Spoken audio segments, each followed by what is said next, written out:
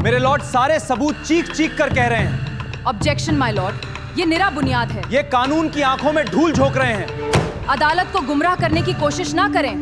सोचिए आप एक फेमस वकील हैं और आपने पूरी जिंदगी सिर्फ निर्दोष लोगों के लिए लड़ाई लड़ी हो और एक दिन आपकी बेटी की जान बचाने के लिए आपको उस इंसान को बचाना पड़े जिस पर दो मर्डर के आरोप हैं। तो क्या आप अपने उसूलों को चुनेंगे, कानून को चुनेंगे या अपने बच्चे की जिंदगी को? नमस्कार भारत, आप देख रहे हैं ऑडियंस ऑफ सिनेमा। आज हम बात करेंगे नेटफ्लिक्स की court room drama film Ekka की, जिसमें दो लेजेंडरी एक्टर सनी देओल और अक्षय खन्ना आमने सामने हैं। IMDb ने इस फिल्म को 5.9 रेटिंग दी है, लेकिन क्या यह रेटिंग सही है? क्या मूवी सच में एवरेज है या इसमें कुछ ऐसा है जो इसे देखने लायक बनाता है? आइए जानते हैं। मूवी की स्टोरी शुरू होती है एक फेमस डिफेंस लॉयर यानी सनी देओल से। उनका ये कैरेक्टर ऐसा है जिसने आज तक कोई केस नहीं हारा और सबसे खास बात, ये सिर्फ उन लोगों का केस लेते हैं जिन्हें वो निर्दोष मानते हैं। लेकिन कहानी में ट्विस्ट तब आता है जब एक बड़े पॉलिटिशियन का बेटा यानी अक्षय खन्ना मर्डर केस में फंस जाते हैं। इलेक्शन सिर्फ 1 महीने दूर है और नेता चाहता है कि उसका बेटा हर हाल में बरी हो जाए, इसलिए कंट्री के सबसे बेस्ट लॉयर यानी सनी देओल को अप्रोच किया जाता है। बट सनी साफ मना कर देते हैं क्योंकि उन्हें लगता है ये केस गलत है, उनके उसूलों के खिलाफ है। बट समहाउ उनकी छोटी बच्ची की वजह से सनी को केस लेना पड़ता है और यहीं से फिल्म का सबसे स्ट्रॉन्ग इमोशनल कॉन्फ्लिक्ट शुरू होता है। एक तरफ एक ऑनेस्ट लॉयर, दूसरी तरफ उसकी अपनी छोटी बच्ची और बीच में एक ऐसा इंसान यानी अक्षय खन्ना जिस पर मर्डर के चार्जेस हैं। सारी कहानी इन्हीं कैरेक्टर्स के आसपास घूमती रहती है, कुछ इंटरेस्टिंग ट्विस्ट के साथ। इस मूवी की सबसे बड़ी स्ट्रेंथ कोई है तो वो है अक्षय खन्ना। हालांकि सनी के कंपेयर में अक्षय की स्क्रीन प्रेजेंस और डायलॉग्स कम है, बट जितनी भी है इम्प्रेसिव है।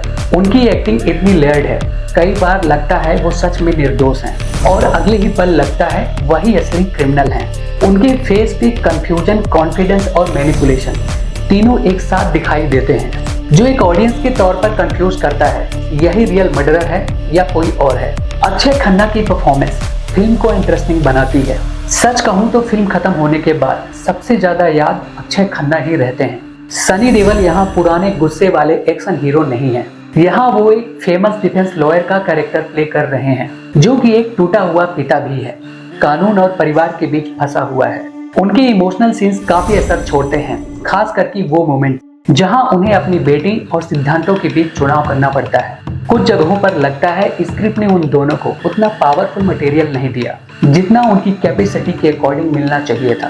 कहने को दिया मिर्जा भी फिल्म में है, लेकिन वो इतनी इंप्रेसिव नहीं लगती क्योंकि ये एक कोर्ट रूम ड्रामा फिल्म है। फिल्म का बड़ा हिस्सा कोर्ट रूम में गुजरता है। गवाहों की पेशी, कानूनी चालें, ऑब्जेक्शंस और psychological pressure, trick and twist, manipulation, ये सब देखने को मिलता है। कई सीन्स जेन्युइनली इंगेजिंग हैं, जहां एक वकील भारी पड़ता है और अगले ही सीन में दूसरा वकील बाजी पलट देता है। लेकिन यही फिल्म की सबसे बड़ी कमजोरी भी सामने आती है। कुछ लीगल आर्गुमेंट्स उतने मजबूत नहीं होते जितने एक top level court room thriller में होने चाहिए थे। कई बार ट्विस्ट सिनेमैटिक ज्यादा लगते हैं, रियलिस्टिक कम। लेकिन एक बात माननी पड़ेगी, सनी देओल के अपोजिट लेडी वकील की परफॉर्मेंस शानदार है। डायरेक्शन ठीक ठाक है, फिल्म का सेटअप शानदार है, इमोशनल स्टेक्स भी स्ट्रॉन्ग हैं, लेकिन स्क्रीन प्ले बीच बीच में अनइवन हो जाता है। सनी देओल और अक्षय खन्ना की पुरानी राइवलरी बहुत ही इंटरेस्टिंग हो सकती थी, लेकिन फिल्म उसे पूरी तरह एक्सप्लोर नहीं करती। शायद राइटर और डायरेक्टर दोनों जल्दी में थे, सिर्फ हिंट दिए जाते हैं जिससे स्टोरी के साथ ऑडियंस की बॉन्डिंग थोड़ी फीकी पड़ जाती है। इसी तरह मर्डर विक्टिम की कहानी भी थोड़ी डीप दिखाई जा सकती थी। मर्डर विक्टिम की कहानी में भी थोड़ा अधूरापन है। अगर राइटिंग थोड़ी टाइटर होती तो ये मूवी और ज्यादा इम्पैक्टफुल बन सकती थी। शायद यही वजह है कि इसे IMDb पर 5.9 जैसे मिक्स रेटिंग मिली है। अब बात करते हैं फिल्म के क्लाइमेक्स की, जो थोड़ा सरप्राइजिंग तो है बट स्ट्रॉन्ग नहीं है। मूवी के आखिरी के 10 मिनट्स में सनी देओल अपना ट्रम्प कार्ड खेलते हैं जो एक्चुअल मर्डरर को रिवील करता है। इससे ज्यादा मैं आपको नहीं बता सकता, नहीं तो स्पॉइलर हो जाएगा। एक्चुअल मर्डरर कौन था? क्या वाकई में अक्षय खन्ना ही रियल मर्डरर था? ये जानने के लिए आपको मूवी एक्सपीरियंस करना पड़ेगा। अगर आपने ये मूवी देख ली है तो फ्यूचर में इस मूवी को देखने वाले लोगों के लिए आपका ओपिनियन या सजेशन क्या होगा? कमेंट सेक्शन में कमेंट करके जरूर बताइएगा। चलिए अब पॉजिटिव पॉइंट की बात करते हैं कि मूवी में अच्छा क्या लगा। अक्षय खन्ना की शानदार acting, strong emotional conflict, court room tension और क्लाइमेक्स का अनएक्सपेक्टेड पे ऑफ ये कुछ चीजें हैं जो मूवी में अच्छी लगती हैं। अगर नेगेटिव पॉइंट की बात करें तो अनइवन स्क्रीन प्ले, कई लीगल आर्गुमेंट्स का कमजोर होना, सनी अक्षय की राइवलरी का पूरा डेवलप ना होना, ऐसे ही कुछ साइड कैरेक्टर्स और उनकी स्टोरी का प्रॉपर डेवलपमेंट ना होना। स्टोरी बहुत ज्यादा सिंपल है जो दोनों लीड एक्टर्स के स्टैंडर्ड को सूट नहीं करती। इन दोनों लीड एक्टर के नाम की वजह से एक्सपेक्टेशन बहुत ज्यादा हाई थी, बट मूवी वो सब डिलीवर नहीं कर पाती। तो क्या IMDb की 5.9 मिक्स्ड रेटिंग सही है?